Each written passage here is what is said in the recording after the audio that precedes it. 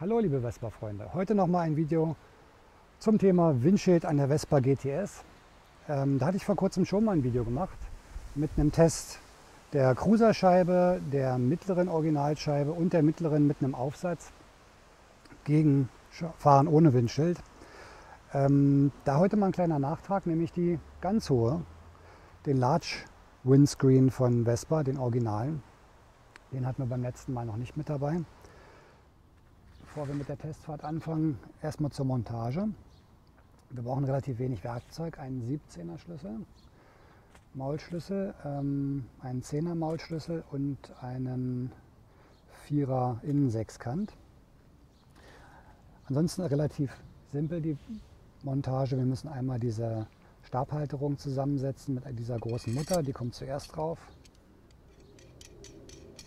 Ganz bis zum Ende durch schrauben.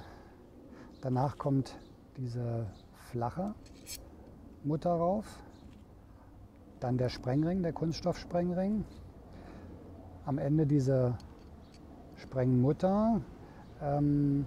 Die lässt sich nur auf eine Art und Weise befestigen. Da ist eine glatte Stelle dran, die hier oben einfach raufgeschoben wird und am Ende mit der Mutter und der Unterlegscheibe einfach festschrauben. 10er Maulschlüssel.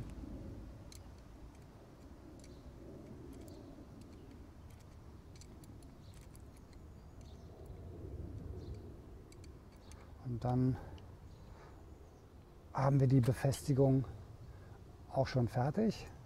Funktioniert relativ simpel durch Anziehen dieser Mutter, wenn nachher der Sprengbereich hier hinten im Roller verbaut ist, in dieser Hülle sozusagen, wird dieser Ring auseinandergedrückt und durch den Druck hält das Ganze nachher.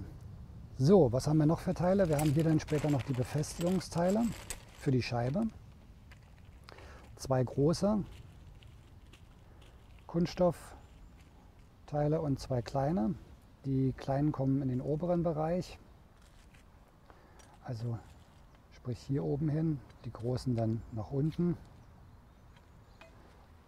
Wir haben hier auch unterschiedliche Stecker, die dann in die Scheiben reinkommen, in die großen, die mit dem größeren Durchmesser. In die kleineren gibt es dann welche mit kleinem Durchmesser, die dann hier reinkommen. Gut, machen wir mal weiter an der Scheibe selber. So, bevor nun die Scheibe angebracht wird, befestigen wir erstmal die Halter. Hierzu, wie gesagt, haben wir hier im unteren Bereich zwei Einschübe, in die wir die Halterung reinstecken. Dabei darauf achten, dass sie komplett drin ist und dann erstmal leicht festziehen, dass alles noch beweglich ist für das Ausrichten der Scheibe. Das war Nummer 1. Dasselbe auf der anderen Seite.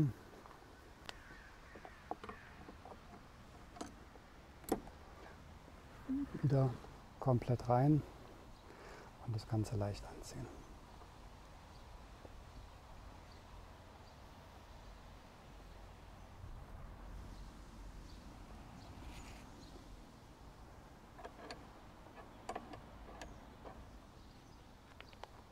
So, im nächsten Schritt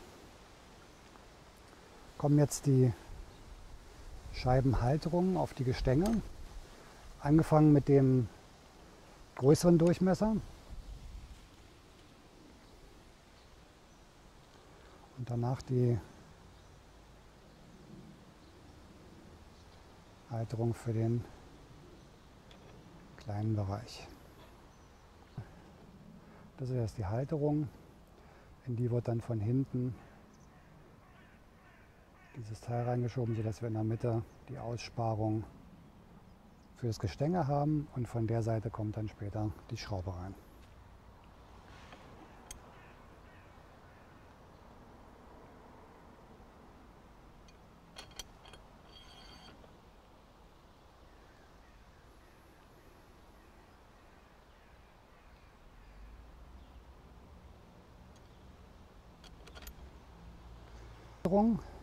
haben wir zwei unterschiedliche Aussparungen, eine kleinere Öffnung und eine große.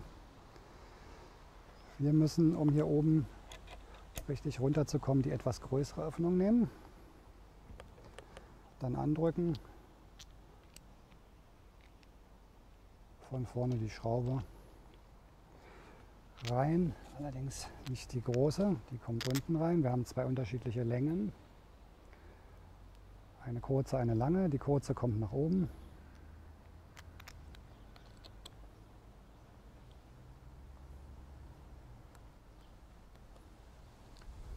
Erstmal leicht anschrauben. Nach dem Ausrichten ziehen wir es dann fest.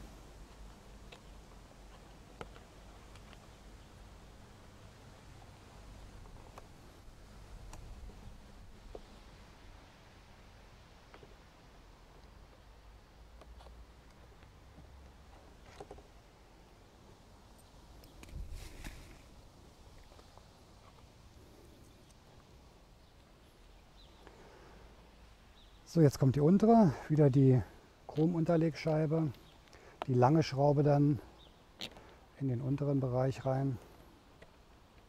Erstmal leicht anziehen, damit wir später das Ganze noch ein bisschen ausgleichen können. Und dasselbe auf der anderen Seite. Kleine Schraube nach oben.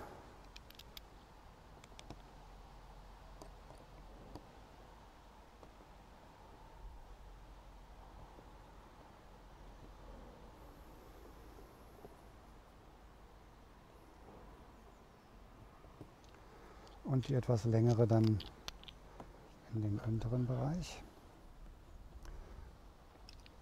Also ihr seht schon, das ist relativ simpel. Also man drückt einfach die Gummidichtung auf die Halterung rauf, Schraube rein, festziehen und schon hält das Ganze.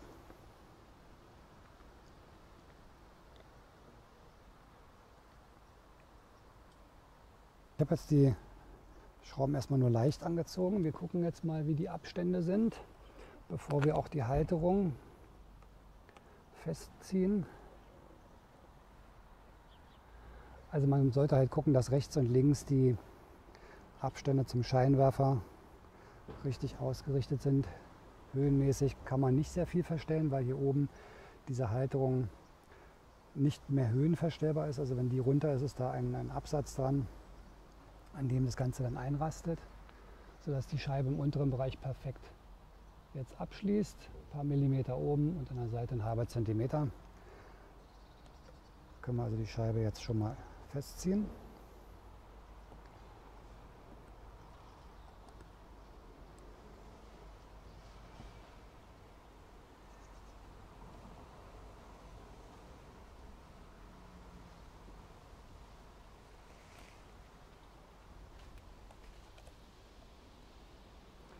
Und nachdem wir jetzt die 4 Schrauben an der Scheibenhalterung angezogen haben, mache ich dann die unteren Sprengschrauben an der Halterung am Lenker fest. So, das hält, Abstände sind in Ordnung, sodass wir jetzt unten diese beiden Schrauben hier komplett einschrauben. Dabei würde ich raten, immer vorsichtig ranzugehen, damit man sich den Lack nicht zerkratzt, also oder einen Lappen runterlegen.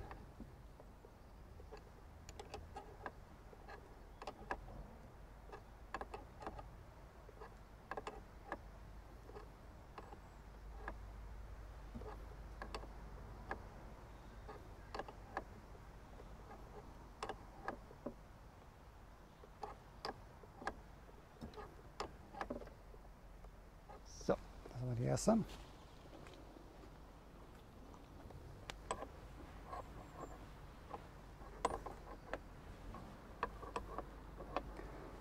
Aber immer darauf achten, dass die Sprengschraube komplett in der Nut unten drin sitzt und nicht rausgerutscht ist.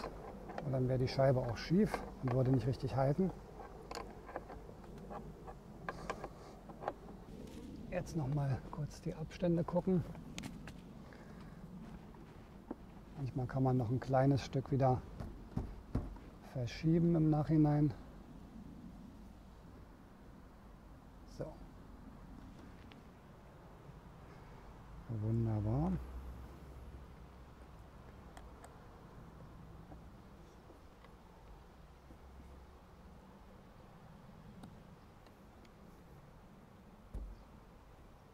So. Jetzt ist er gerade. Ziehen wir die unteren beiden nochmal fest.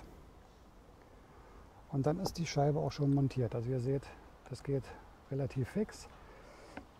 Wenn man erstmal die Stangenhalterung zusammengeschraubt hat, ist ein Umbau natürlich noch leichter. Denn ihr könnt dann einfach unten lösen, die beiden Muttern die Scheibe dann rausziehen oder wie gesagt, Scheibe auch erstmal an den 4 Halterungen ab, dann die Halterung raus. Ihr müsst die Halterung natürlich nicht jedes Mal wieder zerlegen, sodass wenn man jetzt im Sommer mal auf eine kleine Scheibe wechselt oder eine mittelhohe, das recht fix geht. Also ich sag mal 3-4 Minuten ist das Ganze dann erledigt. Ja, so sieht das Ganze dann fertig montiert aus. Ja, nochmal zum letzten Test. Da hatte ich ja die mittlere Scheibe, die original mittlere Vespa-Scheibe getestet mit einem Aufsatz, der oben rauf geklemmt war, der ganz gut war. Der hatte ganz positive Auswirkungen auf die Windgeräusche, natürlich auch auf den Wetterschutz. Allerdings gab es ein kleines Problem. Ich habe dann doch mal eine längere Testfahrt gemacht, auch mit höheren Geschwindigkeiten und habe dann gemerkt, dass mir plötzlich bei 120 der obere Teil der Scheibe nach hinten umgeknickt ist, also sprich in meine Richtung. Das war natürlich etwas überraschend, sollte einem auch nicht passieren, kriegt man erstmal einen Schreck, ist natürlich auch extrem gefährlich. Hatte im Nachhinein wahrscheinlich mehrere Gründe. Es war starker Gegenwind, dazu die Geschwindigkeit. Nachteil bei der mittleren Scheibe ist, wir sehen ja hier diese Halterung, diese Stabhalterung. Bei der hohen Scheibe geht relativ weit nach oben. Das heißt, der Druckpunkt des Windes wird ganz gut durch die Stabfederung und Stabhalterung abgefedert. Bei der mittleren Scheibe haben wir natürlich eine viel kürzere Halterung. Die geht so etwa bis, ich schätze mal so bis hierhin. Und dadurch ist natürlich, wenn wir jetzt oben was ranmachen an die Scheibe, der Druck auf diesen Knickpunkt hier extrem groß. Und es besteht die Gefahr, dadurch, dass die Halterung für eine solche Höhe zu kurz ist, dass das Ganze nach hinten umknickt. Ich würde also bei der Aufsteckscheibe nicht zu hohen Geschwindigkeiten raten. Also bei Geschwindigkeiten bis 80 ist sie gut, hat auch einen guten Wetterschutz, nimmt die Geräusche weg. Aber wie gesagt, bei der Scheibenkonstruktion der mittleren Scheibe mit der schmalen und tieferen Haltung ist es nicht geeignet. Also Vorsicht bitte beim Fahren. Wenn ihr den Aufsatz rauf macht, nicht ganz nach oben ausfahren, lasst ihn ein bisschen nach vorne, dass er vielleicht über die Neigung ein bisschen reguliert. Oder wechselt, wie gesagt, wenn ihr einen guten Windschutz haben wollt, gleich auf die ganz hohe Scheibe, die wir jetzt gleich mal bei einem Fahrtest ausprobieren wollen. So, hier nun der erste Fahrtest mit der ganz hohen Scheibe. Ja, man guckt komplett durch. Unterschied zur mittleren Scheibe ist natürlich extrem windgeschützt jetzt. Also da kommt am Helm gar nichts mehr an. Was aber ganz interessant ist, man hört das Motorgeräusch wieder ganz anders als vorher. Windschutz und wie auch Wetterschutz sicherlich perfekt. Also am besten von allen Scheiben. Ja, bei der mittleren Scheibe war ja das ein bisschen das Problem, die ging ungefähr so bis hier, schätze ich mal. Sodass bei meiner Größe von 1,88 ich also komplett rüber geschaut habe. Und durch die schräge Anbauweise der Scheibe entstand also ein extremer Windsog und Windturbulenz am Helm, die bei längeren Strecken mit hoher Geschwindigkeit sehr unangenehm war für mich. Der Wetterschutz ist bei der mittleren Scheibe auch sehr gut. Wer sich also an den Geräuschen nicht stört oder etwas kleiner ist, fährt mit der bestimmt sehr gut. Sie sieht natürlich ein bisschen schicker aus als die ganz hohe. Aber vom Wetterschutz und vom Geräuschpegel ist die ganz hohe Scheibe natürlich sehr, sehr angenehm zu fahren. Ja, optisch sicherlich jede Scheibe immer Geschmackssache, kann man drüber streiten. Ganz ohne Scheibe sieht eine Vespa natürlich immer am besten aus. Die Cruiser-Scheibe auch noch sehr schön, hat so ein bisschen den englischen Mod-Charakter. Bei der mittleren Scheibe geht es noch die hohe. Gut, wie gesagt, das ist so ein bisschen dieser italienische Flair. In Italien sieht man halt sehr viele mit hohen Scheiben fahren, weil natürlich auch nicht neben dem Geräuschpegel und Wetterschutz immer nicht zu vergessen ist, wenn man mal einen Anzug anhat oder zur Arbeit fährt mit etwas besseren Sachen, möchte man natürlich nicht unbedingt Fliegen auf dem Jackett oder auf dem Hemd haben. Von daher machen die hohen Scheiben natürlich Sinn, wenn man eher einen praktischen Roller fahren will, wo man sagt, mir ist halt der Wetterschutz wichtig und dass ich halt einigermaßen sauber zur Arbeit komme. Ja, Beschleunigung ist jetzt etwas schwer einzuschätzen, müsste man sicherlich messen, da man durch die Scheibe so wenig Wind abbekommt, dass man gar kein Gefühl mehr für Geschwindigkeiten hat. Also man muss schon wirklich auf den Tacho gucken, um zu merken, wie schnell man ist.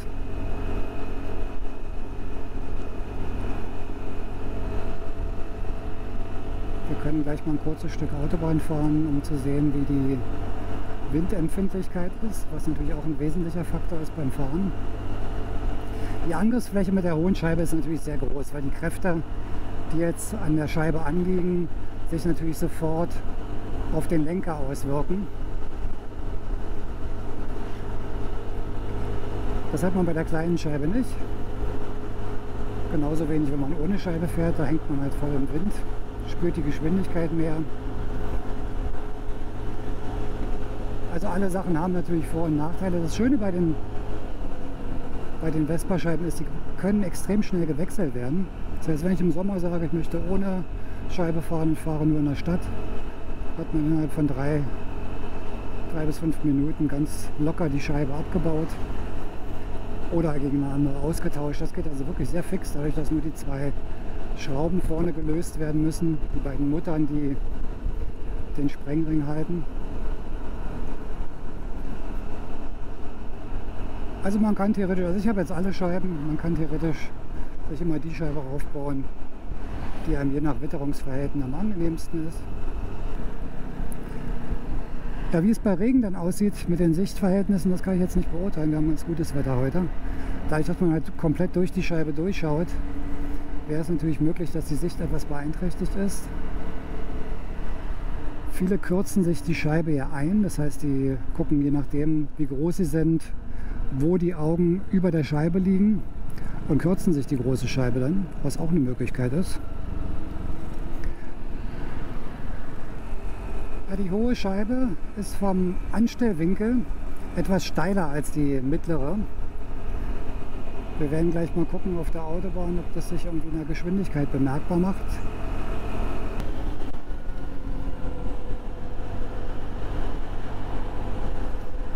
Heute ist es etwas windiger, was ganz gut ist, um mal zu testen, wie die Windempfindlichkeit der Scheibe ist.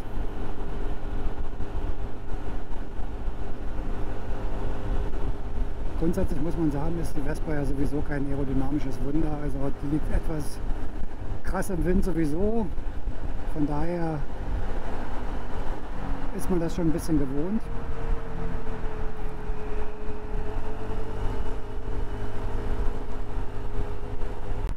Ja, man merkt natürlich schon, da wirken jetzt ein bisschen mehr Kräfte am Lenker. Also ich glaube, wenn man auf der Autobahn hinter einem LKW fährt und so in die kräftigen Winde reinkommt, die sich da hinter dem LKW manchmal bilden, da kann es schon ein bisschen wackeln. Aber grundsätzlich sehr angenehm, muss ich sagen. Ähnliche Kräfte wie bei der mittleren Scheibe, die man am Lenker hat.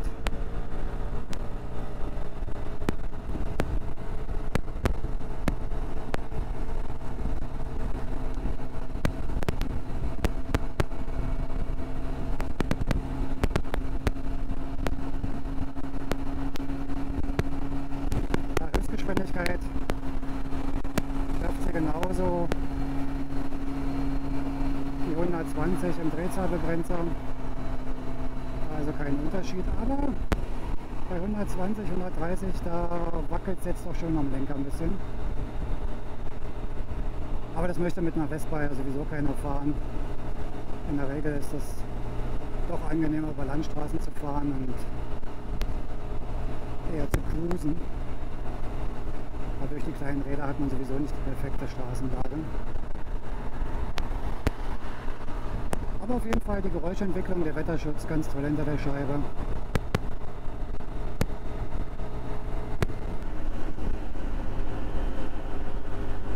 Ja, was wäre jetzt mein Resümee aus dem Windschildtest an der Vespa GTS? Jede Scheibe hat theoretisch ihre Verwendung, auch ohne Scheibe wunderbar zu fahren. Man kann je nach Verwendungszweck sich seine Scheibe aussuchen. Die Cruiser, wie gesagt, wunderbar für die Stadt, für die Leute, die halt etwas kleiner von der Sitzgröße sind und auch gerne ein bisschen Wind am Helm haben. Die mittlere Scheibe für die, die halt doch etwas mehr Wetterschutz haben möchten. Sollte man aber nicht zu groß sein, also ich glaube so als 1,85, 1,90 sind die Windgeräusche sehr hoch an der mittleren Scheibe. Und die ganz hohe für die, die sagen, gut, ich möchte halt wirklich gut geschützt sein, ich möchte sauber zur Arbeit kommen, ich möchte keine Windgeräusche haben, da ist die hohe Scheibe sicherlich ideal. Aber wie gesagt, für die, die schneller fahren, auch mal einen Autobahntrip machen, immer dran denken, da hat man schon ein bisschen Kräfte am Lenker, die da zuppeln. Die Idee mit dem Aufstecksatz an der Aufsteckverlängerung an der mittleren Scheibe ist an sich gar nicht schlecht, weil man halt sehr flexibel ist. Allerdings, wie gesagt, nach meinen Erfahrungen nicht geeignet für ganz hohe Geschwindigkeiten und etwas höhere Windverhältnisse, weil, wie gesagt, mir das Ganze auf einer Autobahnstrecke nach hinten gekippt ist, aufgrund der Hebelwirkung. Also die Verlängerung würde ich sagen, auf jeden Fall nur nutzen bis zu 80, 90 km/h maximal. Also Landstraße kann man das wunderbar machen, hat eine ähnliche Wirkung wie bei der hohen Scheibe. Aber halt immer im Sichtbereich etwas störend, die kleinen Halterungen, die da zu sehen sind. Das hat man bei der ganz großen nicht. Am schönsten ist die Vespa natürlich immer noch ganz ohne Scheibe. Aber sie machen durchaus Sinn und dadurch, dass sie halt sehr schnell wechselbar sind, kann man jederzeit die Scheibe abmontieren, ohne Scheibe fahren, mit der kleinen und das an seine Bedürfnisse anpassen. Also eine sehr praktische Geschichte für den jeweiligen Verwendungszweck. Ja, solltet ihr Anmerkungen haben zu dem Video, gerne als Kommentare hinterlassen. Ansonsten freue ich mich immer über Likes. Und nicht vergessen, dem Scuderia Channel zu folgen. Und dann freue ich mich aufs nächste Video und euch weiterhin gute Fahrt.